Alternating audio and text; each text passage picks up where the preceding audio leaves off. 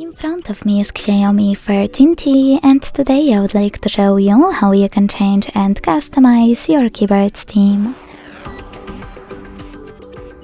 Begin by launching your keyboard and clicking on this icon of a color palette at the top of it. Then click on one of those themes to apply a perfect one for you. Manage key borders thanks to this switcher and hit apply. To customize your keyboard, tap on the same icon of a color palette and this time use this plus under My Themes. Then tap on the photo that you wish to apply as your new keyboard's background. Pinch it to scale, drag it to move and select Next.